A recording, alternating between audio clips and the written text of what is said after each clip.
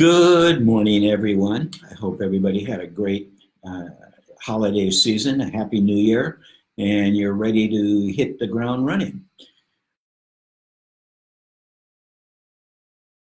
Being raised in December, the early part of December, although they did come down towards the end of the month, um, questions were coming up regarding the possibility of buyers and sellers coming together with a lease with an option to buy. And I attribute that primarily to the interest rates going up and qualifications becoming a little more difficult for buyers and sellers. As we all know, sales kind of slowed down in December as well, and sellers being anxious to sell the property.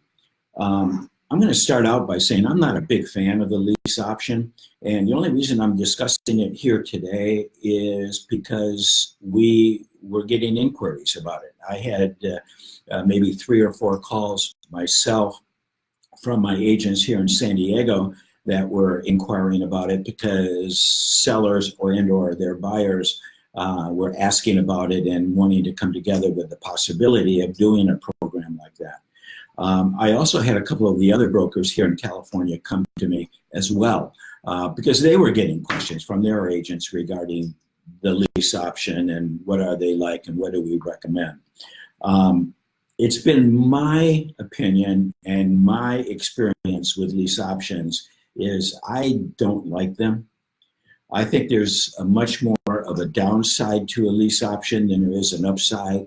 And typically speaking, and I know there have been some very successful lease options to buy, but typically speaking, I find in a lease option, one of two things happen. One, on the seller side of the equation, they're asking too much money for their home, and the buyer is willing to pay a little extra because they're getting the accommodations of having a lease option. On the buyer's side of the equation, I'm finding that they're motivated from the point of view that either they have bad credit and they need time to repair their credit, and or they don't have a down payment or not enough down payment and they need time to save. When you put together a lease option, you must have all the ingredients to a legal contract or agreement. By that I mean you must have an agreed upon sale price, you must have an agreed upon end date to the agreement, and you must also have consideration. By that I mean a deposit. The problem with agreeing on a sale price today, if you're talking 6 months down the road or a year down the road or more with a lease option, obviously the problem with that is what happens to the property values in 6 months to a year. If property values are going up in the area you're talking about, obviously in 6 months or a year from now, your seller's not going to be happy because they're leaving money on the table because they agreed upon a price earlier, 6 months or a year earlier than the close date of the transaction. And if the property values go down, obviously appraisals becoming a problem. So if the down payment was an issue for the buyer, if they have to come up with more of a down payment because property values came down and they agreed upon a higher price, obviously that's going to be an issue for them. So keep in mind, all of this has to be agreed upon up front in order to be a legal binding agreement. There is a car form that we have available to us, and it's kind of an odd name because it doesn't really say lease option. What it says is it's the car form option in parentheses to buy agreement, and it's the car form OA. I'm not going to go through it line item by line item here to tell you how to fill it out, how to complete it, but I am going to cover the important ingredients to this agreement because along with this option to buy, along with this OA agreement, you must also have 2 other documents that are legal and binding. One is a lease agreement. You must have an agreement on the terms of the lease during the lease option period.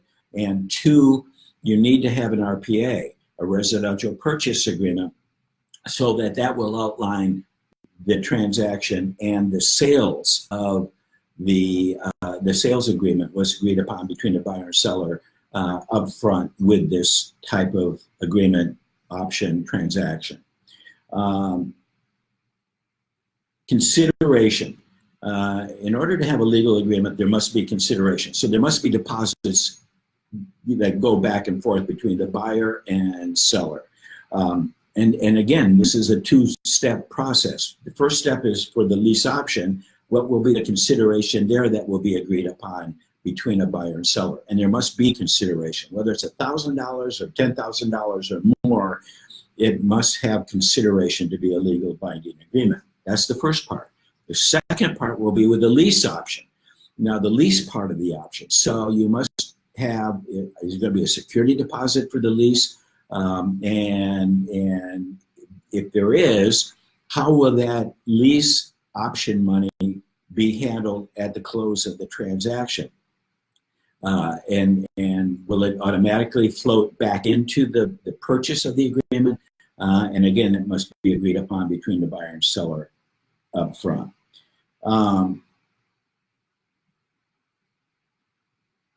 The lease option portion, you must determine, okay, what's going to be the monthly lease, number one.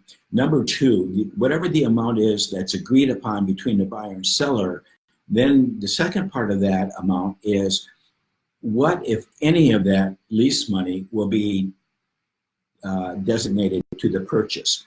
There may not be any. Or if the prevailing rate for lease in that given area is, say, $1,000 a month, is the buyer going to pay $1,200 a month with $200 going back to the seller that will be applied towards the purchase of the property when the transaction closes?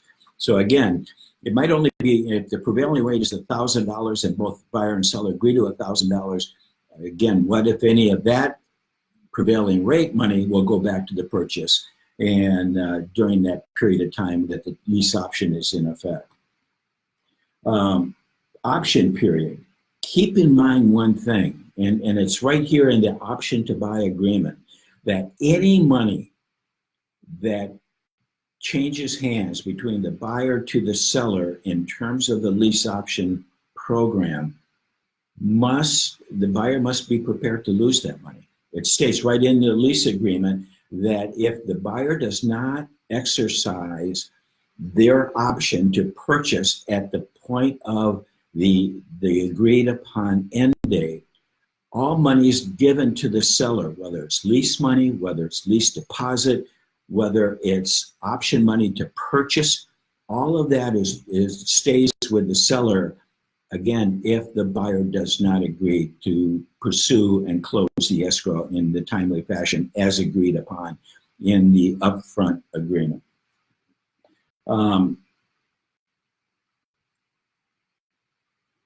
Commission is another question that we get asked quite a bit about. There are two forms that can be used when we as agents are putting together a lease option for the buyer and the seller.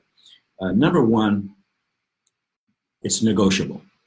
Whatever the agreement is, whether it's 3%, 2.5%, $1,000, whatever the commission agreed upon between us, the brokerage, you, the agent, and the seller, has to be handled up front as well. And you can use one or two forms for that. You can use the single party compensation agreement as well as the commission agreement, which is the CAR form CA. The single party compensation agreement is the CAR form SP. Again, you can negotiate the terms and conditions of the commission just like you can the lease option. So if you want your commission up front, you need to negotiate that up front with the seller.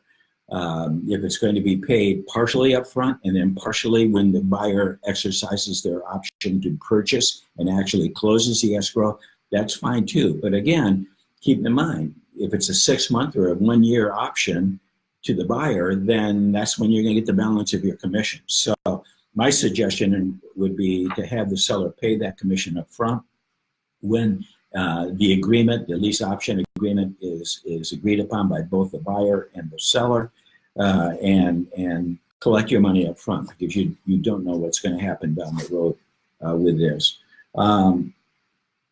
If the buyer defaults or if the seller defaults, the agreement on this agreement, again, per the option to buy agreement, it would, that party is in default, and if it's the buyer, again, they lose all their deposits. If it's the seller who fails to, is found to be in default, then the deposits would be returned. Maybe not the lease money, but the option deposits would be returned.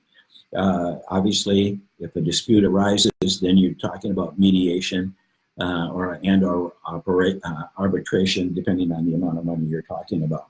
And as we all know, arbitration mediation is expensive as well. So, that's part of the reason I don't recommend doing a lease option, because the downside to a lease option is that the dispute factor rises. There's too many factors that come into play with the lease option, where the seller and the buyer can come into a disagreement and money's involved. Buyer wants their money back, seller's not willing to give it back. And again, per the agreement, the buyer, unless the seller defaults, is not liable to receive their deposits back. Disclosures: the seller, within 7 days of executing the agreement, they must provide to the buyer a transfer disclosure statement, a natural hazard disclosure statement, and a notice of private transfer fee and other disclosures required. So in essence, when you do a lease option, per SkySlope and per the transaction, the buyer must be provided with all the normal type of documentation that goes along with a normal sale with a 30, 45, or 60-day escrow close. Keep in mind that the buyer and the seller must understand that the buyer is purchasing the property, and that even though there's going to be a period of time with the lease option where they're leasing the property, that money, whatever's agreed upon, goes back to the seller towards the purchase. Everything must be put into writing, and so, and agreed upon is signed off. So make sure you put all of that together when you're doing the lease option. It is imperative that everything be put in writing, because you're talking about an agreement today that might be closing in a year from today. And so you want to make sure everything's in writing, so that if a question arises, you can go back to the agreement, obviously, and pull up whatever the agreement was in writing, signed off, and that's what it will be. And that's, if you end up in mediation arbitration, that's what they're going to be looking at as well. The reason I don't like it is, and I have seen some very successful lease options, but the reason I don't like it is because I've seen a lot more go sideways. And so, we as agents are trying to build our portfolio of clients and get our referrals and our recommendations. When you get into a transaction like this, where there's more of a downside than upside, obviously that hurts the building of our business, and people walk away from a transaction and a dispute like this with hard feelings. So you want to make sure you're not a part of that. Number one, I would highly recommend that if you get approached by a buyer or seller or both with regards to this type of transaction, that you call your broker, whether it's Steve Rowe, Jeff Green, Omar Hellman, or Michelle Beezer, and make sure you discuss it with them so that they can give you their input, pros and cons, and then assist you with the completion of this document.